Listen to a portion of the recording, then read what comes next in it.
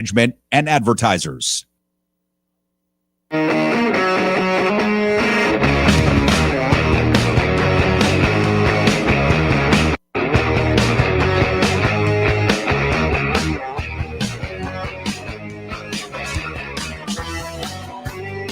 All right, what's up, everybody? Welcome. Pushing the limits on a Tuesday. Glad you could all be here. Big show lined up for you today, and obviously a lot of breaking news. Donald Trump's unhinged UN speech. We'll certainly get to that. Jimmy Kimmel is back tonight. Yes, that's right. It's probably the most anticipated late-night monologue, I think, in quite some time. And again, Donald Trump meeting with Zelensky, and it just gets worse and worse, ladies and gentlemen. Programming note for you. We're excited. Alex Jones is going to be joining us at the bottom of the hour. Wow, that's going to be interesting. Can't wait for that. You're not going to want to miss that, ladies and gentlemen. But, of course, we always love having the guys from Midas Touch on the show. Adam Mockler is going to be joining us on the show next week. But, of course, it is always a pleasure to be joined by the hardest working man in the business. Of course, I'm talking about Ron Filipkowski, the editor-in-chief at Midas Touch. Ron, it is great to see you, my friend. How are you? Good. You're going to have me and Alex Jones in the same hour, huh? Can you imagine that? I know. Crazy, You're right? Really hitting the broad spectrum. Yeah, you could say that. That's for sure.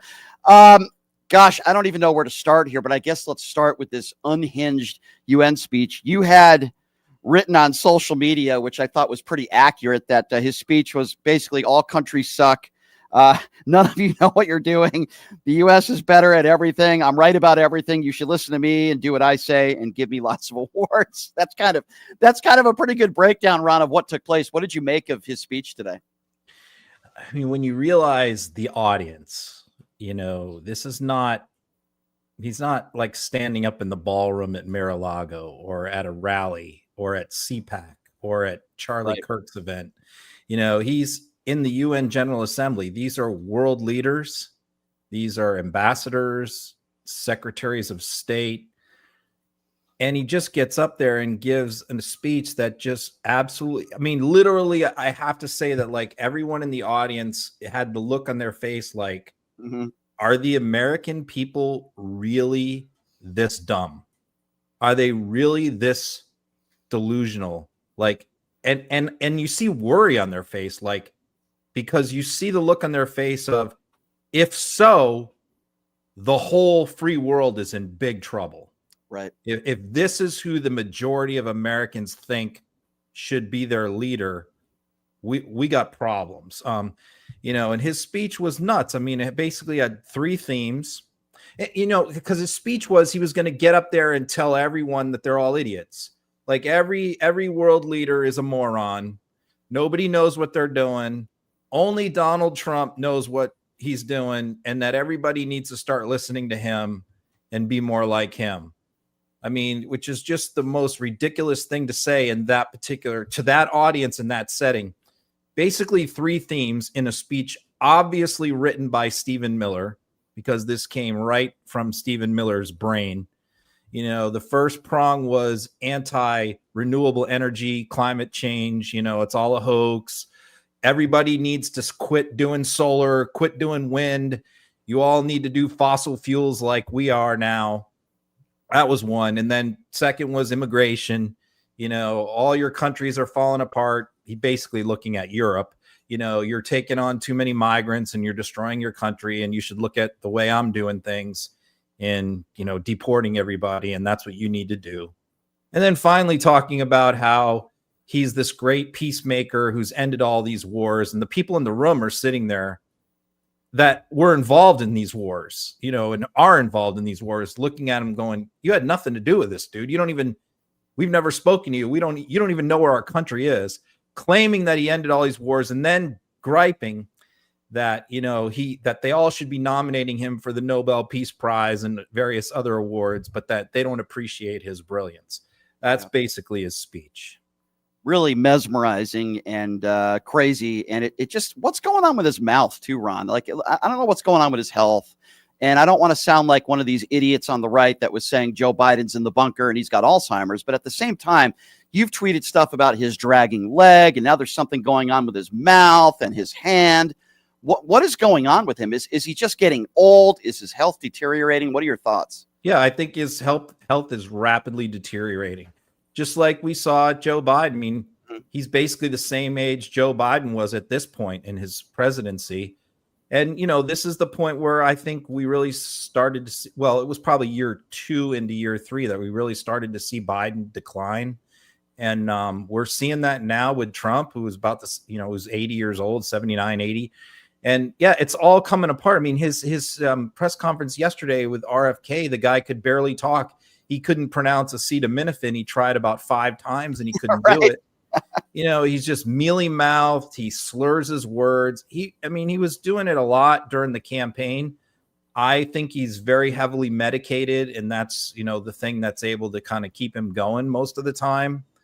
Yeah, he's, I don't know, how he's got he's 3 years to go. I don't know if he's going to make it medically, Wow, I've never heard you say that before. So you think there's a good chance? I seriously, I have my doubts that he's going to be able to get there, but we'll see. I mean, I'm not like rooting for anything because I personally, again, think JD Vance is worse, so I actually hope that he can finish his term as bad as he is, just because I think that Vance will be even worse.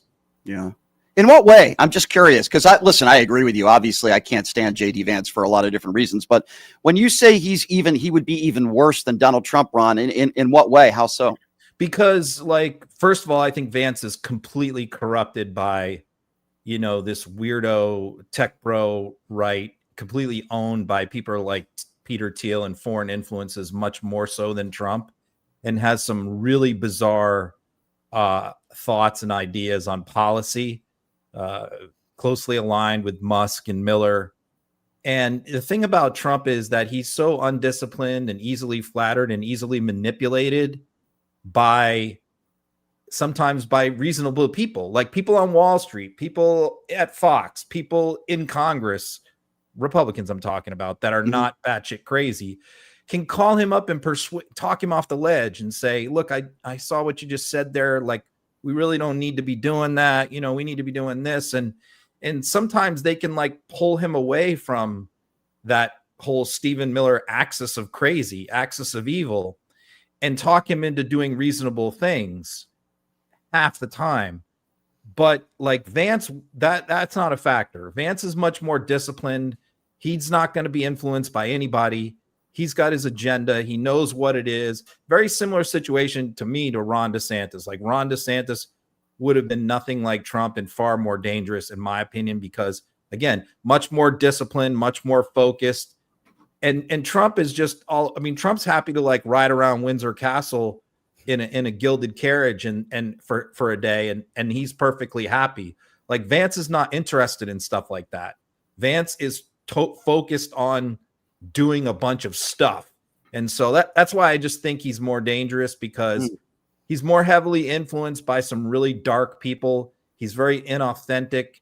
I think he's very malevolent. He might not do the bet. Trump wants to get all this revenge on his enemies and prosecute a bunch of people that have wronged him. I mean, that would probably go away with Vance. I think Vance would be less inclined to do that. But Vance is more interested in the policy stuff that Miller wants to implement than Trump is. It's a really good point, Ron, and I can understand why you would feel that way. I think they're both horrible, but yeah, one or the other, I'd rather not have any of them leading the country. I know you agree with me on that. If you're just joining us, Ron Filipowski from Midas Touch. All right, let's talk a little bit about Jimmy Kimmel. I know Jimmy Kimmel, met him multiple times, think he's a really nice guy. Didn't think he necessarily did anything wrong. He was mocking Donald Trump, talking about the ballroom when supposedly he's supposed to be grieving the loss of one of his really good friends in Charlie Kirk. Then he gets suspended. I'm wondering, I feel like, Ron, MAGA did Jimmy Kimmel a favor, because I believe his ratings tonight will be higher than ever. It's probably the most anticipated monologue of any late night talk show host for decades. And in the end, I actually think this is going to help Jimmy Kimmel. What are your thoughts on this scenario here? Possibly. I mean, certainly you're right for short-term wise. It depends on a few things, couple things. I think it depends on how Kimmel handles it. Kimmel cannot back down in any way. And the problem is that you have Sinclair and Nextar, who control 20% of the TV stations in the United States, who are still refusing to carry his show. and Right. they're in a dispute now with ABC over that. And so what they want, see, ABC says, we talked to Jimmy, and I mean, they gave a bullshit statement. We talked to Jimmy and he's seen the light and he's learned the error of his ways. And we've had a bunch of heart to hearts with him. That's all bullshit. The reality is so many people were canceling their Disney Plus subscriptions, like millions of people. They had guests, hosts, celebrity guests canceling on them left and right. The publicity they were getting from, and the hits they were getting from Congress and the media was just horrible. And they were just getting annihilated. And so I think they were forced to bring him back.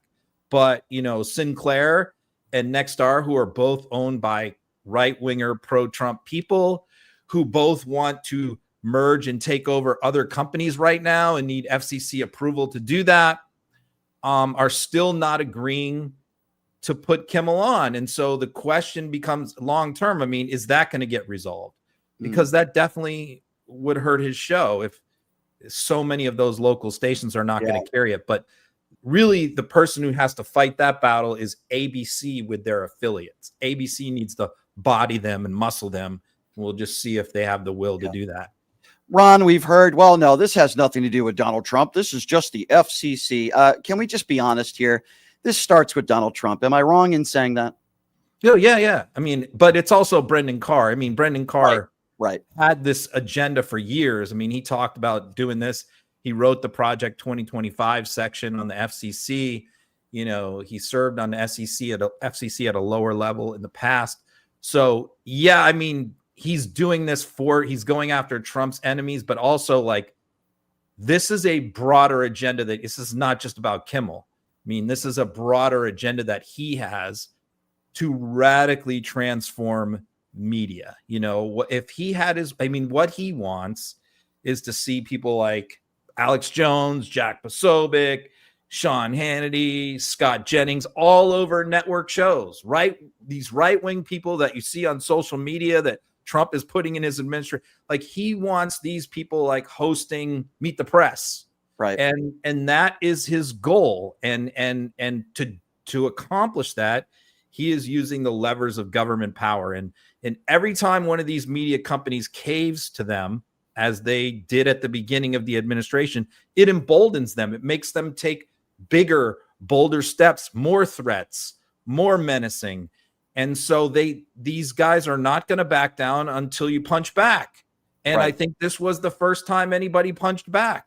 But I tend to agree with you. They're still hanging their hat on, these local affiliate conglomerates, which, by the way, should not be allowed. I mean, it's ridiculous how these media empires are being consolidated under people like Larry Ellison and others, that are, across multiple platforms, multiple networks. We never, ever allowed that in this country, but only in very recent years are we allowing this tiny handful. I think I saw the number, now 7 corporations own 90% of the media in the United States. I mean, that's just ridiculous. Completely ridiculous. I agree with you. What would you expect from Jimmy Kimmel tonight? Kind of a preview of his monologue. And I think he would agree with me. It's one of the most anticipated monologues in late night TV history. Do you think he's going to continue to do what he's doing? I don't think he's going to apologize. And from everybody that I've heard, he is non-apologetic and he doesn't think he did anything wrong. I don't either. It doesn't seem like he's the guy that's going to apologize. In fact, do you think he actually takes it a step further tonight? Yeah. He can't apologize, because if he did what Sinclair was demanding, which is apologize to Kirk's family and make a donation to Turning Point USA, I mean, that Kimmel would be finished. I mean, his entire audience would abandon him. So that was a non-option. So he can't do that. And he knows that. And I don't think he would be inclined to do that anyway. I mean, he's one of the few people who are have principles and stand up for what they believe in. Yep. I'm with you. I mean, I think Howard Stern is like that too, and that's why they're good friends. So, and Howard, by the way, has had many battles with the FCC himself during the Reagan years, and Bush years. But I think what he's going to do is this. I think he's going to clarify, to make this very clear, that he at no point ever attacked Charlie Kirk. He never did. He never said anything disparaging about Kirk, and that. What he was talking about was Donald Trump and the MAGA supporters who are weaponizing the Kirk assassination to try and blame Democrats for it. So I think what he will do is probably start out by making that clear that he's very sorry about what happened to Kirk, that he doesn't want to see that happen to anybody, and he'll make it clear that nothing he ever said was about Charlie Kirk or his death. Right. And then I think he will launch an absolute missile at Trump, at Brendan Carr, at ABC even. I think he's going to start out with the little Kirk thing, and then he's just going to go postal. And I think people will love it. I hope so. And I tend to think you're right on that. I think that's what he's going to do. So listen, I know the Charlie Kirk funeral was over the weekend, but I got to tell you, Ron, I appreciated Charlie Kirk's wife and the things she said. I thought she, what was maybe one of the better moments, for lack of a better term. She talks about how we can't hate people, and yet Donald Trump gets up there and talks about how he literally hates all of his opponents, assuming he's talking about Democrats. He hates Democrats in half the country. And don't even get me started with Stephen Miller's speech. You guys at Midas Touch did a great job at covering this. Does it get any worse than that, Ron? I guess that's my question. When Donald Trump is speaking literally at a funeral, and he just can't help himself but divide the country further. Yeah, because he has no empathy whatsoever. He doesn't care about people. People are fungible to him. In other words, the second, and we've seen this throughout for his whole entire life, the second that they are no longer useful to him, he discards them. It's like they don't exist anymore in his universe.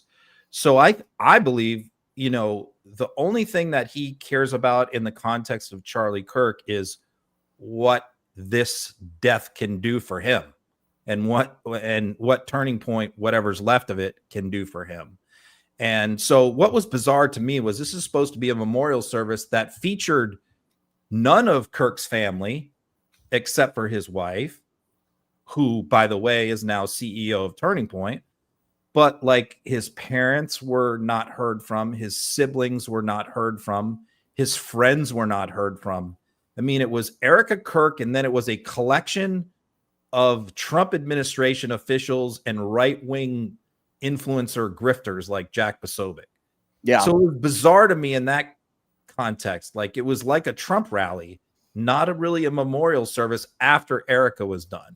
Yeah. And I thought that was very bizarre. Yeah. Trump getting up there talking about, hating Democrats and going after Democrats and all that stuff. It's like, classless. Obviously they had a huge turnout. They had a lot of people that were definitely moved by what happened to him and showed up. And in the middle of a football Sunday when the Cardinals were playing at the time, that was pretty significant. Yeah, no, I certainly agree with you there. By the way, we've just learned that Jimmy Kimmel is going to have your guy Gavin Newsom on the show tomorrow night. So that should be quite interesting. Oh, tonight, actually. So tonight, Gavin Newsom is going to be on the show. That's that rumor, but I didn't know it was confirmed. It's official now. Yeah, Gavin Newsom. I think that's a really good move. I agree. Because that will infuriate Trump and Carr more than anything more than anybody else he could bring on, except maybe Stormy Daniels. Right. He's already done that a few times. He's already done that. Yeah, that all those interviews are always interesting. So before I let you go, Ron, I respect your opinion so much. I want to get your opinion on something. I'm curious. So I did the Piers Morgan show last week, and Riley Gaines was one of the people that I was debating. I called her a grifter, and I said the only reason why people know who you are is not because you were a college swimmer. It's because you attack transgenders 24/7. Jillian Michaels called me a womanizer. Nancy Mace came on after me and said I'm part of the problem and part of the reason why Charlie Kirk was assassinated. All because I criticized Riley Gaines. I wasn't yelling at her. I wasn't screaming at her. I didn't call her any names, except I did call her a grifter. Do you think I'm wrong in doing that? And the reason why I say that is because Riley Gaines supports Donald Trump. Never criticized him for not releasing the Epstein files. Never criticized him for being an adjudicated sexual abuser. But she claims she cares about women. And I think she's a grifter who's made a lot of money talking about transgenders 24/7. Do you think it was wrong of me to do that? Okay, no, but let me go at it from a different angle, maybe. Okay. Which is, first of all, I think I'm one of the majority of Democrats who believe this, but I'm one of the few that will say it. I don't think that trans athletes should be participating in women's competitive sports. Agree. I've said that a long time. Recreational sports, I have no problem with it, whatever anybody wants to do. But in a serious competitive league, I think it's unfair to women. I think it's unfair to girls who work very hard, train very hard. And I don't think it's fair to have them compete against someone who's, 6'3", 220. Completely agree with you. 5'5". Mm-hmm. So as far as like the issue itself goes, I kind of tend to agree with her. I also don't agree that she should be denigrated for coming in fifth, because coming in fifth in the NCAA swimming finals is a pretty significant accomplishment. So I don't agree with like people on the left who disparage her for that. That said, so I'll say all that, but that said, I mean, yeah, she has turned this into a career, because she has no other career prospects, I guess. I mean, like her losing to a trans swimmer in the final really is like the best thing that ever happened to her. Right. To be honest, I mean, let's say that swimmer was not there, then she comes in fourth and she's working at a car wash somewhere, right, or a 7-Eleven. So this was, right, she figured out, she seized upon this moment. Exactly. That was my point. And like what we're like 3-4 years later, and she's still making a living off of it. Ron, can I just say this? I agree with everything you just said. In fact, I've talked about this on Pierce. I agree with you. I don't think transgender women should be on the playing field with women. And then she made it sound like I was attacking her swimming abilities, which I wasn't. I'm sure she was a great swimmer. And then her response to me was, can you name 3 college swimmers? And I said, no, 99% of the country couldn't name 3 college swimmers. I got angry at her because she said, Democrat elected officials are celebrating the death of Charlie Kirk. And I said to her, can you name me 3 or 2 or even 1? Ilhan Omar. Yeah, Ilhan Omar did not celebrate the death. She said she doesn't want to celebrate his life. That's very, very different. Right. AOC didn't celebrate the death. In fact, I couldn't name you, Ron. Correct me if I'm wrong. Can't find one. Yeah, I can't find one elected. One. Yeah, and they're not even saying one. They're saying, she goes, elected Democrats. And I said, can you name me one? Now, of course, she couldn't. And then Nancy Mace goes on and lies and says Ilhan Omar. Ilhan Omar was criticizing Charlie Kirk, saying he shouldn't be celebrated. That doesn't mean she's celebrating his death, right? Yeah, well, that's the thing. I mean, it's one thing, like, I agree. I didn't say anything about Charlie Kirk after his death. I didn't say a single word, even though I've been one of his biggest critics for years. Right. I didn't say a word just because I thought it was inappropriate. And I didn't trash him in any way or anything. I didn't celebrate in any way. But at the same time, if you want to ask me to vote for a resolution, which I read the resolution, like praising him and talking about him as like a champion of the Constitution, all that, I'm not voting for that because it's not true. So I completely understand where Omar and others are coming from on voting against that. And there were 4 Republicans who voted against Mace's own resolution to censor Omar. Right. And one of them, Corey Mills, she's been attacking, if you look at her Twitter feed, like 24/7 ever since he cast the deciding vote against her resolution. So really, I mean, to be honest with you, she's just mentally ill.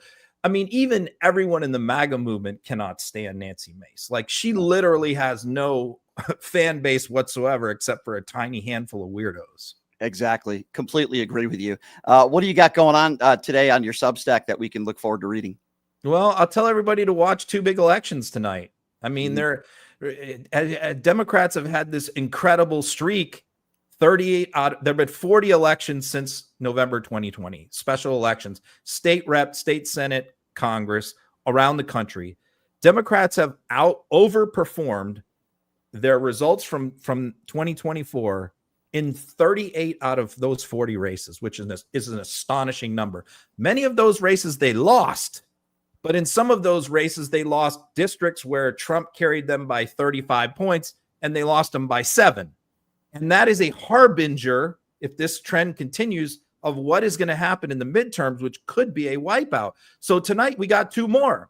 We got a state Senate race in Georgia, which Brian Kemp, the governor there, has put his full machine behind. It is a district that the Republicans won by 40 points just in November. 40 points.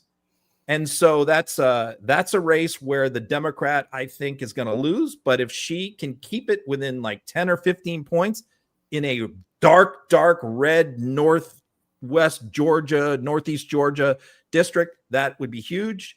And then the second race is a congressional race, which is significant in Arizona, because first of all, once she wins the race tonight, Adelita Gralava, once she wins that race tonight, which she's going to win because it's a safe Democratic district, now she is the 208th signature for the Epstein thing. So they need one more signature on the petition to force the Epstein vote on the Massey petition. Once she wins tonight, she'll be sworn in tomorrow. She'll sign the petition, and then they have to bring it up for a vote within 9 days. So that's going to happen. But also watch the margin of victory, because that is a district that Kamala Harris won by 23. Yep. So watch and see if she can win by more than 23. So if those two races outperform November 24, now we will have 40 out of 42 races that Democrats have done better than they did just 10 months ago. Something to watch. Yeah, very interesting. Certainly something to watch, and maybe a sign of things to come. Mr. Ron Filipkowski, the hardest working man in the business. Can't wait to read it up tonight. Thank you so much for your time, and we will catch up with you next week, my friend. Have a good day. Good luck with Alex. All right. Thanks, Ron. I appreciate it. All right. Take care, Ron. Good to see you as always. Ron Filipkowski from Midas Touch joining us. Gosh, I love his work. There's a reason why he's so popular on social media. He's so great at what he does. And we always appreciate it when he takes the time to join us. So as far as Charlie Kirk goes, I'm over it.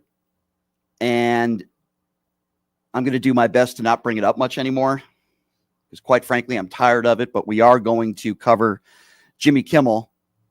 And his opening monologue tonight should certainly be very, very interesting. We're going to have actor Jeremy London join us on the show tomorrow to kind of give his reaction to it to start the show. Of course, Leonard Cardinal is going to be in studio tomorrow, and we also have a big show announcement to make tomorrow that involves Leonard. So I'm looking forward to that. All right, we're going to take a quick break, and boy, you're not going to want to miss this when we come back. Yes, InfoWars' very own Alex Jones is going to be joining us. Take a quick break. Be back right after this. You're listening to Pushing the Limits right here on KSHP.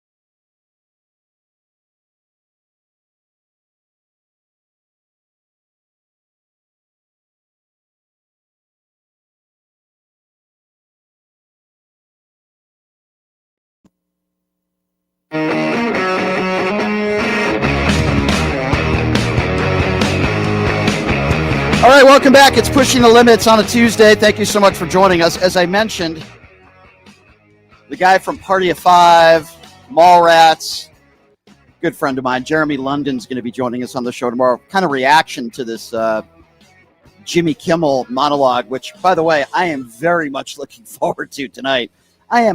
I've always liked Jimmy Kimmel. I've always liked his show.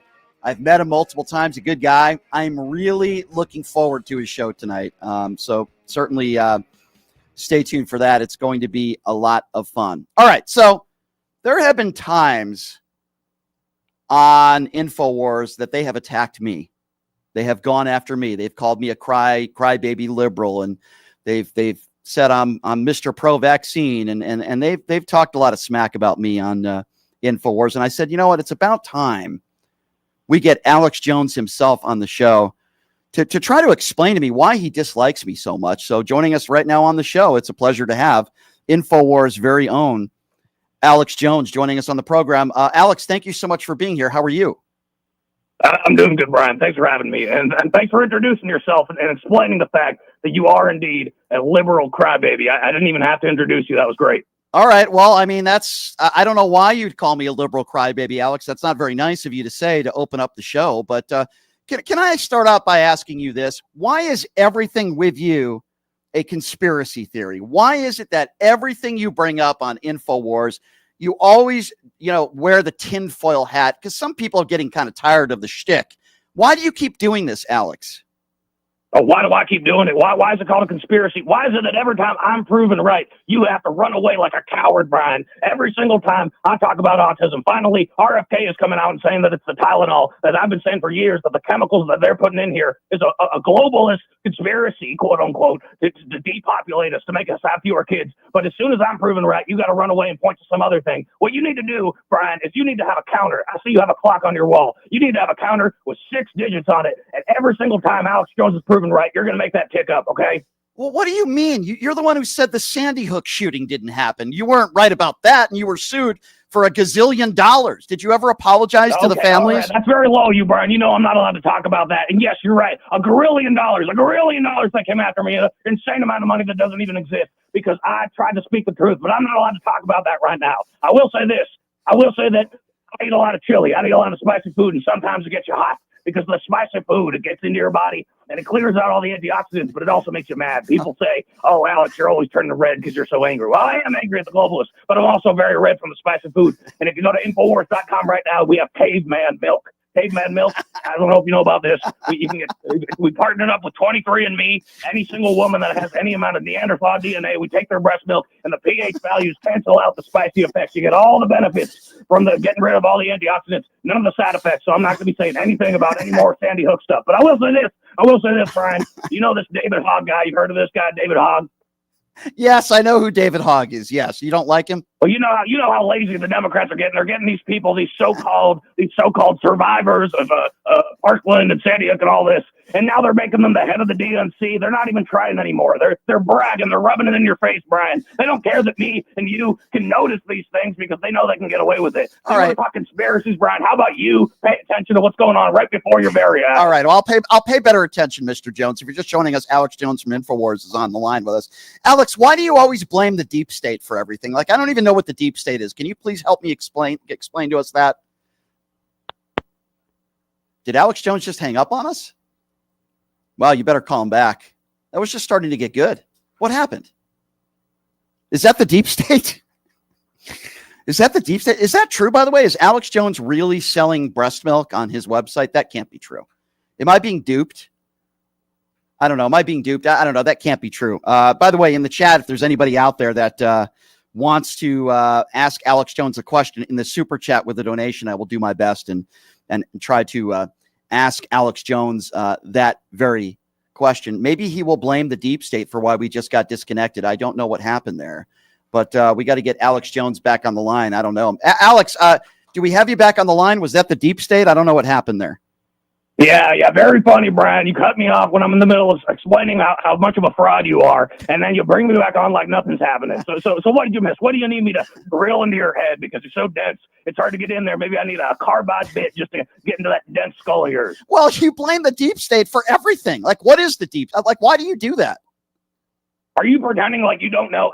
Listen, Brian, I've been doing this for 30 years. Are you going to pretend you're going to be so ignorant that you can't look at the government and think that there are clandestine forces behind the scenes? The Bilderbergs, when Janet Reno tried to kill those beautiful patriots at Waco, are you going to pretend like there isn't some sort of secret cabal of people that are actually trying to control everything behind the scenes? I mean, look at this stuff coming out with autism right now. I've been saying for years, they're putting chemicals in the water. They're trying to make our kids more susceptible to government control. And finally, we have thank God for President Donald Trump, protected by God, to come in here and tell us the truth. and you're going to pretend like for the last 30 years you just had your fucking fingers in your ears and your Watch nose the language, plugged. You weren't Alex. listening to this. Alex, you can't swear. Watch the language on this show. This isn't an Infowars. I'm sorry. You're getting me riled up. Excuse me. I'm getting you riled up. I'm getting you riled up. You get a lot of people riled up, Alex. Well, you're pretending like none of this stuff is ever happening, Brian. I mean, are you? Look, you look at this. Did you know what Sesame Street is, right, Brian? Yeah, you guys wanted to cancel it. Hey, do you know why, Brian? Do you Why? think we just hate children? We just hate. Oh yeah, look at us. We're the evil conservatives. We just hate children so much. Yeah. Not like the Democrats who eat babies behind the scenes. That's why not do you true. think we wanted to kill Sesame Street? Come on. Democrats don't eat babies. Come on, Mr. Jones. That's taking it a little bit Oh, too far. excuse me, right? They're not eating them. They're just sacrificing them to the monologue, harvesting their adrenochrome so they live longer. You think Hillary Clinton's actually 60-something years old? She is more than 200 years old, and you know it. Wow, that's not very nice. I mean, Hillary, I think she looks very good for her age. I don't know what you're talking about, Mr. Yeah, she Jones. looks great for 200. Uh-oh, that's the deep state again. I don't know what's going on with our phones. But all right, if you're just joining us, Alex Jones is with us on the line. Mr. Jones, how do you have any money? I mean, you were sued and you lost this defamation lawsuit with these Sandy Hook family members. Like, how could you even afford your rent? I mean, what do you do with the money that you have?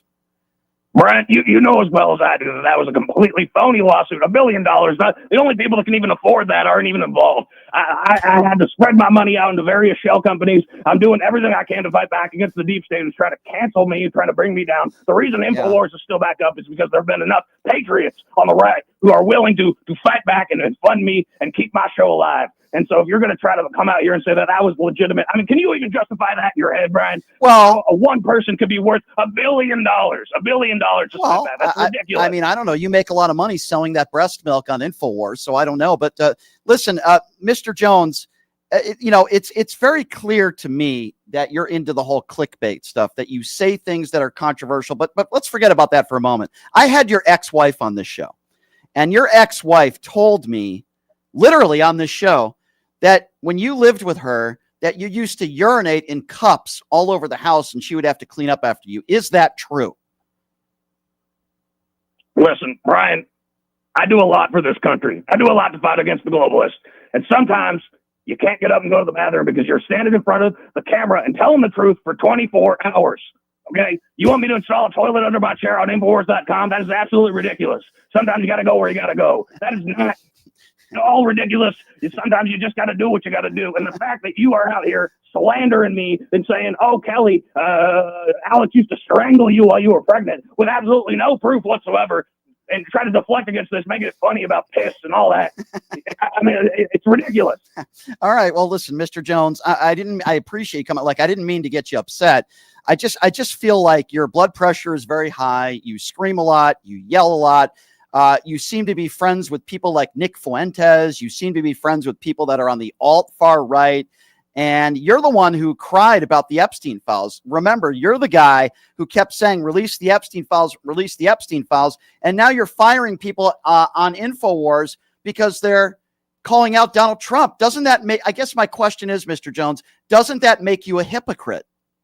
No, it's absolutely not hypocritical, Brian. You know as well as I do that while 4 years Joe Biden was in office after he stole the 2020 election, he's coming in here and he's editing those files. You know what Control F is, Brian? You ever use a computer? I know you're not stupid. Yeah, I do. You're right. I'm not stupid, and I They do use Control F every single instance of Hillary Clinton and Bill Clinton and replaced it with Donald Trump. So now Donald Trump has to work with the glorious Cash Patel and the FBI to go through and change all the names back because he knows that they've changed it so if we were to release them today without the edits, his name would be all over them and part of this deep state conspiracy to take away the man who's actually fighting back against the globalism. All right. Well, I guess my last question for you is this. If Democrats, who you've called Satan, you've called certain Democrats Satan, and you called basically... Don't forget demons, Brian. You have. You use the word... That's correct. You use the word demon a lot as well. But I guess my last question to you, Alex, is don't you think what you're doing is dividing the country? And don't you think we should lower the temperature a little bit? I mean, you go on the air and you say some crazy things about a lot of people. Don't you think we should see a more tame Alex Jones? Is it possible for you to relax? Is it possible for you to stop attacking people and maybe once in a while show some sense of a moral compass? Or do you have one? I mean, I guess that's my question. You really rile me up. You come in here, you apologize, you say, I'm sorry, I'm raising your blood pressure. And in the same breath, talk about the Democrats, the Democrats who are stepping on our necks, an existential threat against God, and saying, why not be nice to these people who are trying to push gay marriage to make the population go down, who are trying to frame me for watching Marissa Mink's trans porn. I mean, it's ridiculous. You can't turn the temperature down against a group of people that want to see you dead. We are never, ever going to submit to the globalists. We will never let them defeat us. You will never defeat God, Brian. I'm not trying to defeat God, but listen, I'll give you the last word here, Alex. I'm glad you came on the show. Maybe we can get you on again down the road. I'm not a diehard liberal, even though there's nothing wrong with being a liberal. I am a registered independent. I just think that you're a man who has said a lot of horrible things about a lot of people and said a lot of despicable things. But I will give you the last word. If there's anything else you'd like to say that we haven't covered in this interview, now's your chance to get it off your very large chest, Mr. Jones. So go right ahead. Listen to this, Brian. I appreciate you having me on, but I got to say this to your audience. If you're watching Brian with no amount of critical thinking into why he's having someone like me on, when you can look in the past and the way he's tried to slander me, there is an agenda, and Brian is a part of it. Him saying that he is not a liberal, that he is not a Democrat, is part of their deep state conspiracy. He is playing a stooge. He is a scarecrow. He's trying to lure in those people who say, oh, the Democrats, they're too far left for me. He's just like any other fake centrist who does not want to defeat the globalists. So go to Infowars.com if you want to know the real truth, because Brian is not giving it to you. All right. Well, last question. I have some people in the chat that are saying, why didn't you do video? Do you have an excuse for that, Mr. Jones? Well, I'll tell you, but the truth is, Brian, it's really hot where I am right now, and I'm yelling a lot, and I'm sweating, so I'm completely naked. I'm sitting in a pool at home sweating. And right after this call, I'm going to go take a shower and put a couple ice cubes on my forehead. Oh, my God. That's a really bad image. I just vomited in my mouth. All right. Well, Mr. Jones, I do appreciate you coming on. We will definitely have you on again down the road. Thank you so much for your time. Hey, you said you got a chat right there, Brian. You say you have a chat full of people? I do. All right, well, tell them to tap one day in the deep state, because we need to manifest all of the aura that we can to stop the deep state right now. All right. Stop the deep state. Okay, fine. Mr. Jones, I appreciate you taking the time to join us. Please put some clothes on. And I promise we'll have Alex Jones we'll have you back on the show maybe next month. Does that sound okay? All right, sounds good, Brian. All right. The globalists might have already had their way with me by then. So, I'm not afraid of death. But I am going to spread the message till my dying breath. All right. I'm going to be swinging on the way down. All right. Well, we'll see when that happens. Hopefully sooner than later. I'm just kidding, Mr. Jones. That was a terrible joke. Thank you so much for joining us. Thank you, Brian. All right. There you go. That was Alex Jones joining us on the show. By the way, also known as Joseph, my friend Joseph. It's a pretty good Alex Jones, by the way. For the record, very, very funny. Very, very good stuff. As you know, I do have impersonators on the show from time to time. And my goal is, he is very good. My goal is to get that guy, Joseph, also known as Alex Jones, on with John DiDomenico, also known as Donald Trump. What do you guys think about that? I would like to have Alex Jones on with Donald Trump on this program. Would you guys be okay with that? Do you think that would be entertaining? I think we need to make that happen. Joseph did a great job. And that was a lot of fun. Listen, we have a lot of serious topics that we discuss on this show. Sometimes we have to have a little bit of fun, and that guy does a phenomenal Alex Jones. Anyway, so here's what we're going to do. In 60 seconds, we are going to come back, and we are going to summarize Donald Trump's UN speech, which was absolutely an abomination, and how Fox News is performing fellatio on him this morning. We'll get to that as well. We'll be back in 60 seconds. You're listening to Pushing the Limits right here on KSHP. Hey, everybody. Are you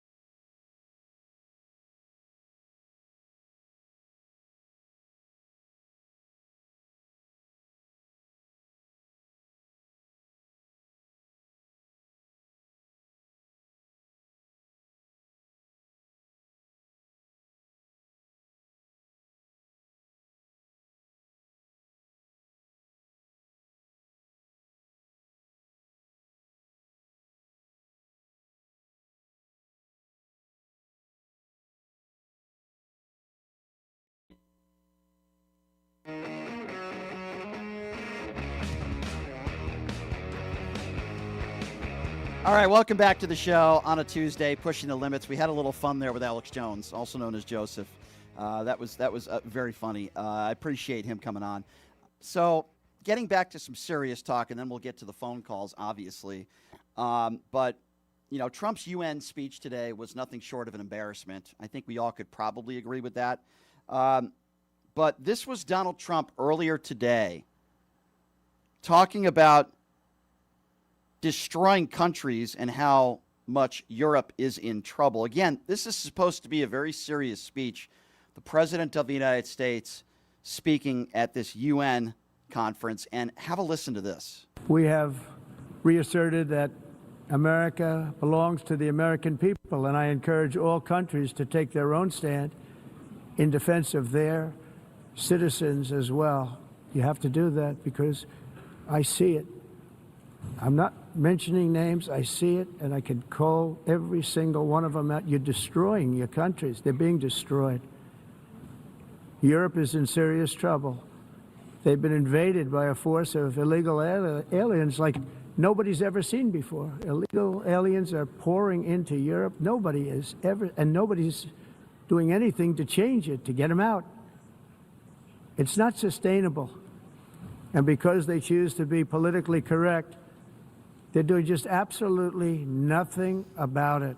Yeah, there you go. Illegal aliens are just invading Europe and pouring into Europe.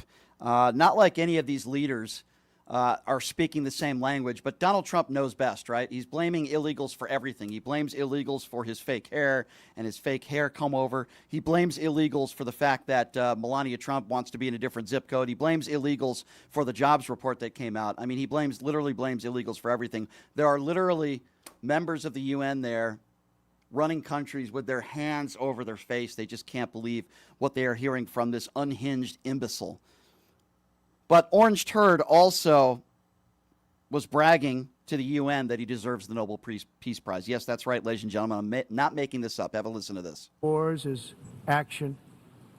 Now, after ending all of these wars and also earlier negotiating the Abraham Accords, which is a very big thing for which our country received no credit, never receives credit.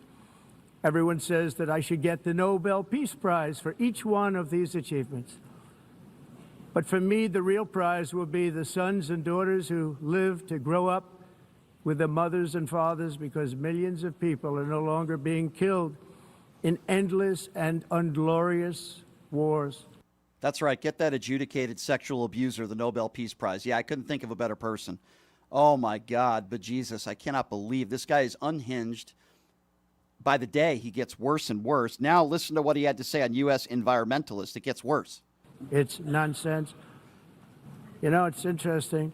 In the United States, we have still radicalized environmentalists, and they want the factories to stop. Everything should stop. No more cows. We don't want cows anymore. I guess they want to kill all the cows. They want to do things that are just unbelievable, and you have it too. But, you know, we have a border, strong, and we have a shape. And that shape doesn't just go straight up. That shape is amorphous when it comes to the atmosphere. And if we had the most clean air, and I think we do, we have very clean air. We have the cleanest air we've had in many, many years. But the problem is that other countries, like China, which has air that's a little bit rough, it the blows. Cows.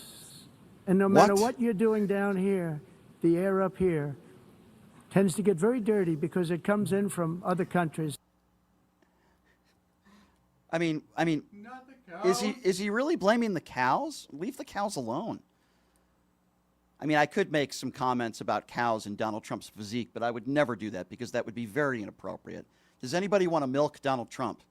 I've heard Melania Trump hasn't milked Donald Trump for about, well, how old is Barron now? How old is Barron Trump? Since that time. But anyway, we don't need to go there, ladies and gentlemen, and make everybody throw up. But I already did. I already went there. This is the point in the speech where he literally, he's speaking to the UN about his poll numbers. He literally did this at Charlie Kirk's funeral, and now he's doing this in front of the UN. Listen to this. The American public agrees with it. I mean, I was very proud to see this morning I have the highest poll numbers I've ever had. Part of it is because of what we've done on the border. I guess the other part is what we've done on the economy. Joe Biden's policies empowered murderous gangs, human smugglers, child traffickers, drug cartels, and prisoners from all over the world. This might be Donald Trump's most embarrassing speech since the "Don't Take the Tylenol" speech. Oh, yeah, that was the other day. I mean, this is really crazy stuff. I mean, every day it gets worse and worse and worse. But Fox News, as they normally do, are performing verbal fellatio on Donald Trump. So Harris Faulkner is one of the worst, by the way. She wears the Donald Trump knee pads literally 24/7. After this speech where he's talking about cows, he's talking about his poll numbers, he's talking about how he should get the Nobel Peace Prize, he's talking about how illegal aliens are destroying Europe. This is right after the speech. Have a listen to the way Fox News handled this, and Harris Faulkner literally performing verbal fellatio on Donald Trump because they're afraid of this guy. Listen to this. President Trump has been speaking at the United Nations General Assembly in New York City. He unfurled raw truth to countries in attendance there and to the rest of the world. In moments from now, the president is set to hold a meeting with the UN Secretary General, and that meeting will follow that long speech that put quite the spotlight on the different world order we are living in now. He even called the former President Joe Biden by name, comparing where the world was under Biden and while Biden was leading the United States and where we are now. The president talked in detail about his own foreign policy victories, the successful containment of illegal immigration into the United States, and he had a warning, too, for other countries with all those open borders.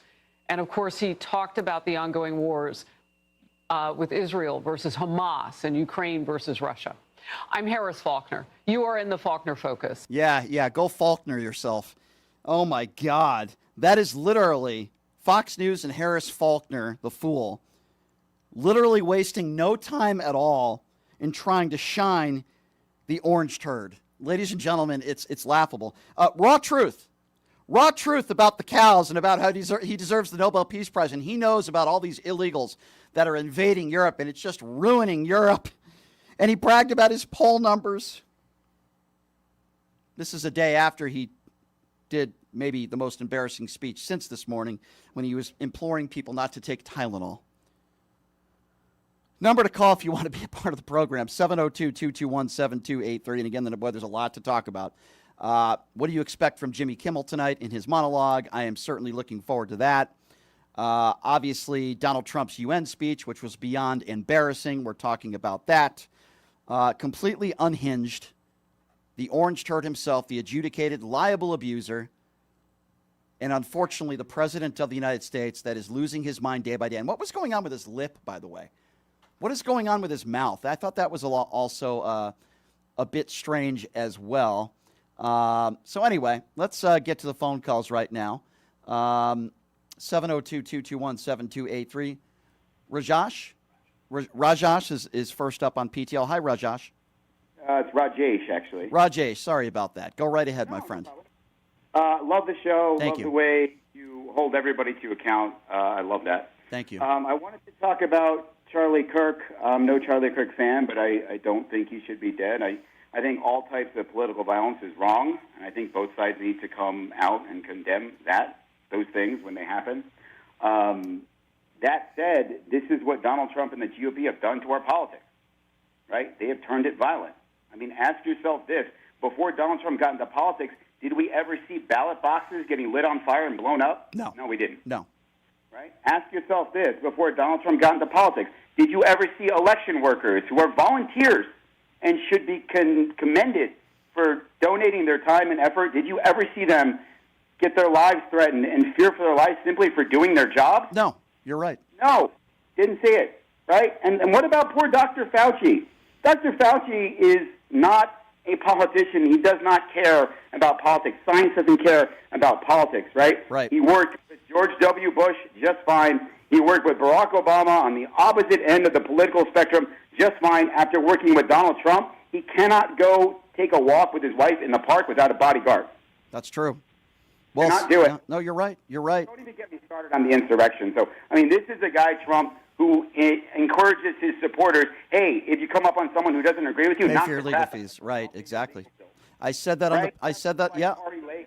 Yep. People like Kari Lake that horrible woman in Arizona telling her supporters, hey, strap on a Glock to get ready for the election. Who says this stuff? Only idiots and people that are, really condoning violence. I mean, I can play you a bunch of audio clips of right-wingers out there, the Matt Walshes, the Charlie Kirks of the world, and many others, and Laura Ingrams, that have actually condoned violence. Why is it the left always has to apologize? Why is it the left always holds their own accountable, but the right does the opposite of that? It's a double standard, and I've simply had enough of it. Great call, my friend, and I appreciate you calling in. 702-221-7283 is the number to call if you would like to be a part of the conversation. Let's go to Nicole. Nicole is next up on PTL. Hi, Nicole. Hi, Brian. What's going on? Hey, I just wanted to real quick about the Charlie Kirk thing. I mean, I'm really sorry that happened to him. He was only 31 years old, barely got a chance to live life. I'm sorry for him and his family. But I do have to kind of get this off my chest, and I'm not trying to be rude at all, believe me. But I'm very concerned and actually kind of frightened about this extreme response to his death. Yeah. I have to be honest, I have never seen this before. Yeah. Kennedy didn't get this. Princess Diana didn't get this. The Pope, Michael Jackson, Elvis Presley, Martin Luther King. I mean, the people that made a mark in our history didn't even get this. And I'm not saying that they're better than Kirk. I'm not saying, all that, but the extreme obsession and the outcry because of this man's death, it's got me a little worried. I've had to deal with this. Yeah, I've had to deal with this, not only on Piers Morgan, but even outside this radio show where I have people that are just blaming the radical left, or they take an entire group of people. Let me give you an example. On January 6th, I didn't blame every Republican for what took place that day. I blamed everybody that broke the law that day. And I blamed Donald Trump and anybody who spread the rhetoric and the lies that he won the 2020 election. But I didn't say every Republican was responsible for what took place that day, because quite frankly, I have some friends that are Republicans that thought that day was an abomination. But what they do is they take the entire party for the actions and the horrible actions of one deranged 22-year-old kid from a conservative family who was clearly radicalized by the internet. That's clear. Yeah. And even when people say he was radicalized by the left, there's no evidence to prove that. And then they want to blame transgenders because he had a transgender boyfriend, which literally has nothing to do with it. In fact, we should be praising the transgender boyfriend because he's cooperating with the FBI, and he's the one, along with the father, that helped turn him in. But they want to blame it on transgenders. I talk to these idiots, and I'm trying to remember the moron who used to work for Fox News. I don't even remember his name, but I saw him on Pierce yesterday. And he was talking about transgenders, and he was talking about how the fact that this shooter's boyfriend was a transgender, as if that has anything to do with what took place that day, when transgenders are less than a fraction of 1% of all the mass shootings in this country. But they never want to talk about the real issue.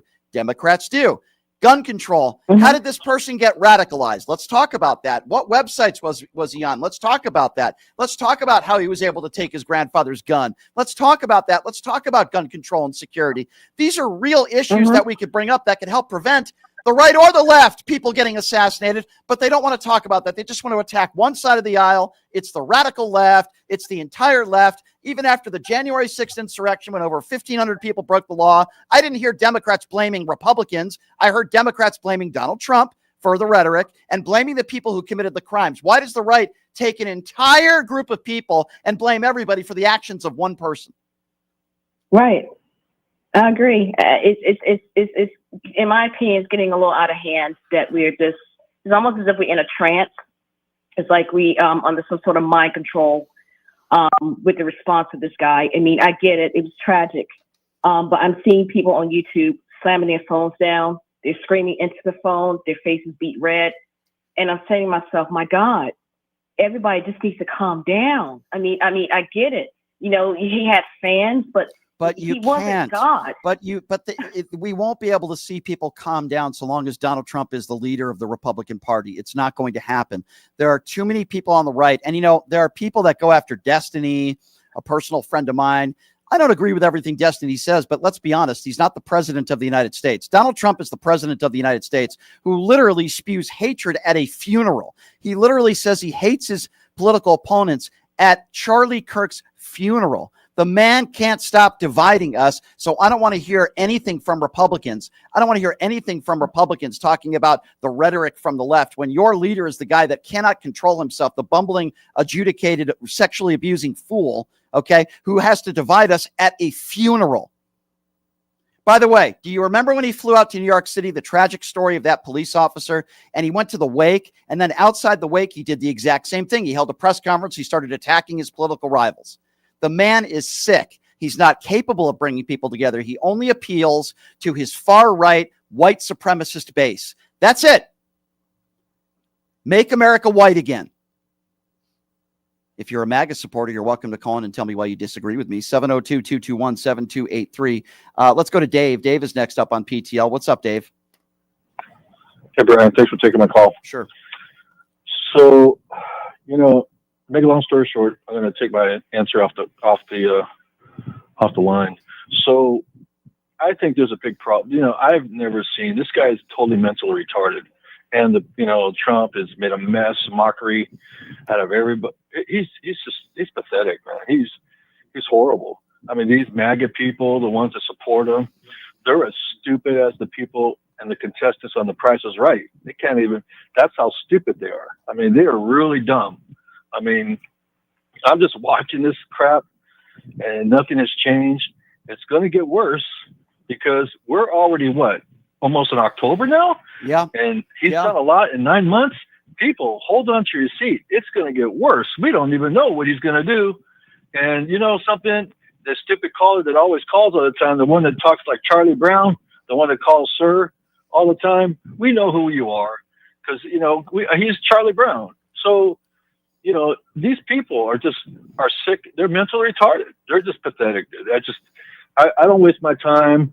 I just sit there anyway, man, you know what I'm talking about, but I'll just take my answer off the air. I do. I appreciate your call, and I do, and I totally understand where you're coming from. There's a lot of people out there that are very uneducated and ill-informed, and it's very difficult to have good faith conversations with people like that. I try to every day. It usually doesn't go very well for them, but I try to do the best I can, and I can hear the frustration in your voice, and I totally understand it, especially where we are at as a country right now. 702-221-7283 is the number to call if you would like to be a part of the conversation. Let's see here. Let's go to Bill. Bill is next up on PTL. Hi, Bill. Hey, how you doing, Brian? Good. Have you heard about the Pennsylvania police officers there that got killed in Pennsylvania? I did. Yes, I did. Yep. Nobody's covering it. Well, you know what? I make it a point to talk about fallen police officers. I'm sure you heard about the black police officer that was killed and brutally murdered because there was a pro-Trump anti-vaccine nutcase. This was a young man in his early 30s who was a veteran, a hero. Not only does Donald Trump not raise the flag at half or lower the flag at half staff for somebody, it doesn't even mention his name, or a Democrat lawmaker in Minnesota, her and her husband, who are brutally attacked and murdered, another political attack. Donald Trump says he doesn't even know about it. But when it comes to somebody like Charlie Kirk, who, by the way, condoned and supported white supremacy, I don't care what anybody says. He did. Okay. But his memorial made me sick. Oh, it's just sick. I mean, Stephen Miller speaking. Listen, the only part of that entire service where I felt for, even though I'm not a big fan of Charlie Kirk or her wife, I did appreciate the fact that his wife went up there, was obviously very emotional and understandable and wasn't mean-spirited. But Stephen Miller and Donald Trump, what a bunch of despicable people that they can't even hold it together for a funeral. These are sick human beings, and they're hateful human beings. And unfortunately, they are in powerful positions because 77 million Americans decided to vote for an awful human being, and they all, quite frankly, made a very bad mistake. I don't know why they didn't learn their lesson after January 6th. They didn't want to vote for a black woman. And listen, I'm not the biggest Kamala Harris fan. I did not like the interview she did about her book yesterday. But I will say this: she's a decent human being. She would have been a better president. She would have brought us together. And, the Democrats hopefully have learned some lessons. We cannot let a MAGA Republican win the presidency again. What is going on in this country is sick. We've got the National Guard the National Guard being called out to cities with black mayors. We've got the president of the United States, all of our allies hating us with these tariffs that are, by the way, killing our economy. We all know we're headed towards a recession. He is not obeying the rule of law and what is in our Constitution when it comes to the Constitution, any person, not any citizen, when it comes to getting due process. And what's going on with so many of these undocumented immigrants that are hardworking people that have never committed a violent crime in their life. He is rising the temperature, and I guarantee you that if Donald Trump didn't win re-election, Charlie Kirk would still be alive today. Thanks for the call. Thank you. Appreciate it. Well, don't thank me for the call. You called in. Thank you for the call. Thank you. Thank you, sir. 702-221-7283. Bobby is next up on PTL. Hey, Bobby, what's going on, man? What? Great. How are you doing, man? Good. What's on your mind? What do you think the memorial for Kirk was? That was like a giraffe jack-off dance to me. I think it was like a Klan rally. First of all, I understand if there are people out there that were friends with Charlie Kirk, family of Charlie Kirk. I understand that they're grieving. I say it again. It's horrible what happened to him. I don't condone political violence, but that was like a Klan meeting. It felt like a Trump rally, and that's what I called all these Trump rallies. They're Klan rallies. I did feel like a nice moment was when, and I do feel for her, even though I'm not a fan of hers. I do feel for his wife, and I thought she showed a lot of class going up there and saying that she forgives the shooter. But that's what we call lowering the temperature. It has to be. I don't know if I would have had the strength to do that. I do commend her for doing that, and I felt that at the time. But it would have been appropriate if other people spoke like her.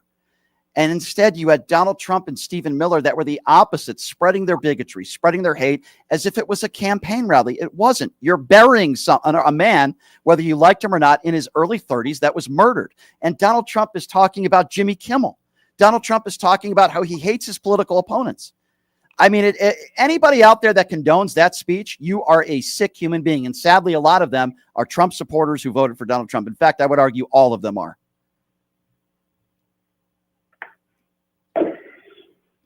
Man, I got so many words to say to that, and you spoke it correctly. Well, I appreciate your call, sir. Thank you very much for the phone call. 702. I'm not trying to stump anybody, unless you're a MAGA imbecile. 702-221-7283. Let's go to Pat. Pat is next up on PTL. Hello, Pat. Pat, are you there? Darth Vader, are you there? Darth Vader, Pat. Earth to Darth Vader. Okay, Pat, thank you for calling in. We have a lot of other people on the line, so we'll get to some others. When I come to you, you got to be ready to go. That's what they say in the porn business as well. 702-221-7283 is the number to call if you want to be a part of the conversation. Let's go to Ken. Ken is next up on PTL. What's up, Ken? Well, sir, it's a little bit off topic, but I've got a problem with you.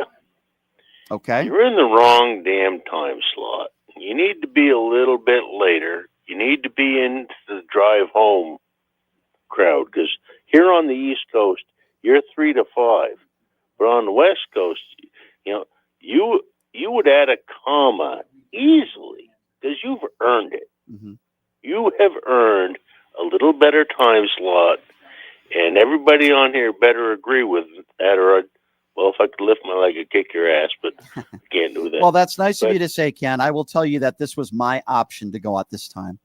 Okay. And if I went on we enjoy it. Well, I appreciate that. If I went on at 3 o'clock, keep in mind that would be 6 o'clock on the East Coast. But listen, you can hold your own. Well, it easily hold your own, sir. I'll tell you why I like this time. Okay, I'll tell you why.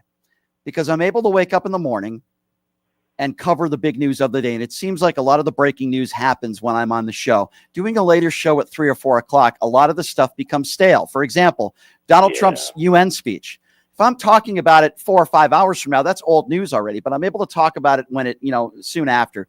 Caroline Leavitt does her press conferences usually sometime around 10 o'clock on the West Coast. So I'm able to cover stuff like that. So I hear what you're saying. The good news is this is also a podcast, and people go on my YouTube page and they can watch my show later on in the day. But I appreciate your compliments, and I appreciate what you said. I'm not saying I'm always going to be at this time, But right now, at this time, I'm not going to be changing any time slots anytime soon. But I appreciate your kind words, Ken. Thank you so much. Let's see here. Let's go to Shirley. Shirley is next up on PTL. Hey, Shirley, what's going on?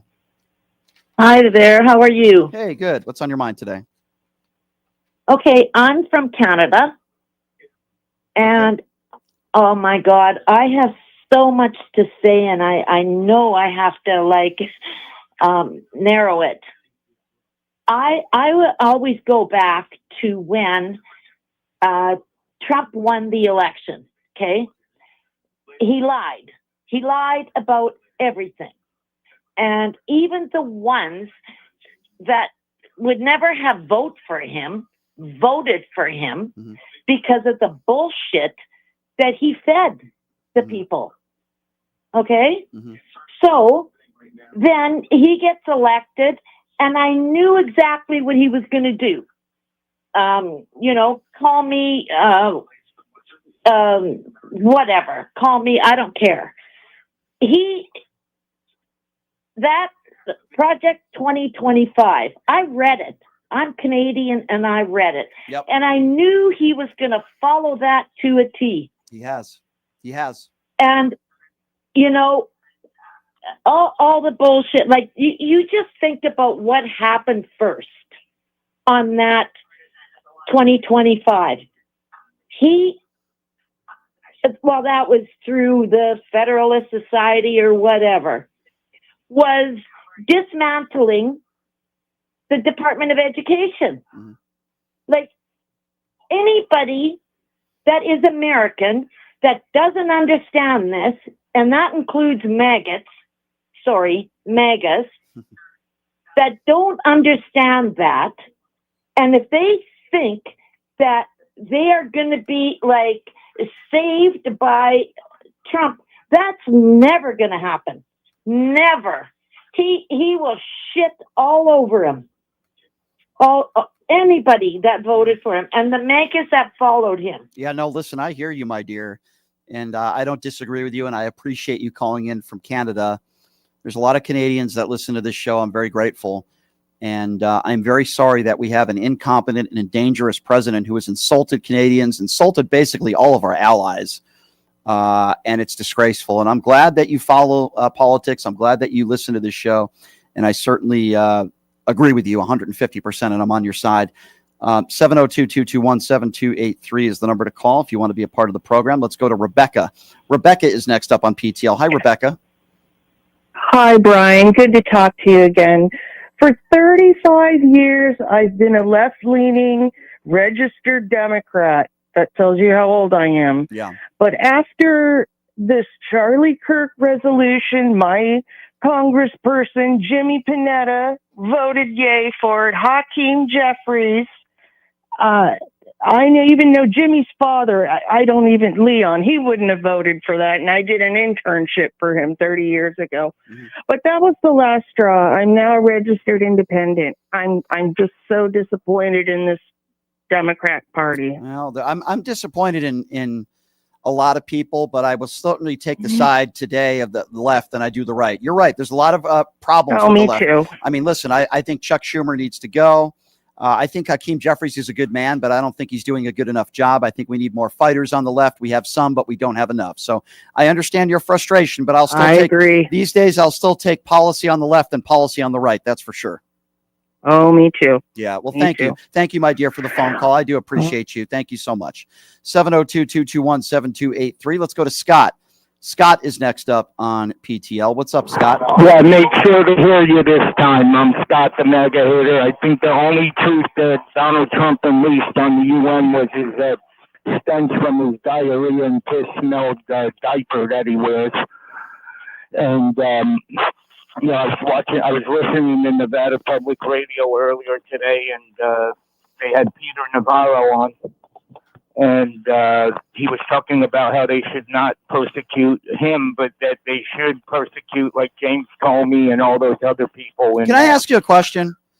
Yeah. You said you were listening to a local NPR radio station here, and they had Peter Navarro on. Did they challenge him at all on anything? Yeah, they did. They asked Okay, him good. why is it okay for him to not be persecuted, but he wants to persecute all these other people, and he dodged the question. He went around it. He kept going back to Comey and all them like Republicans do. But I got a quick challenge for the right. Okay. If you don't want the left to indoctrinate your kids into our ideology, wait till your kids are 18 to send them to church.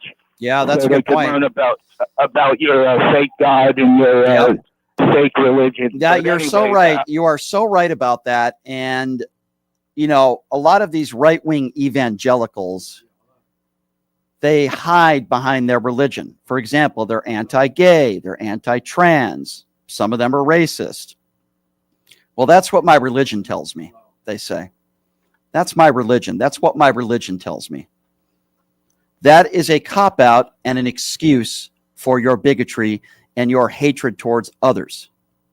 I will not allow them to get away with it. If you are a right-wing evangelical or you call yourself a wholesome Christian and you support Donald Trump, then you are a laughable hypocrite and a clown.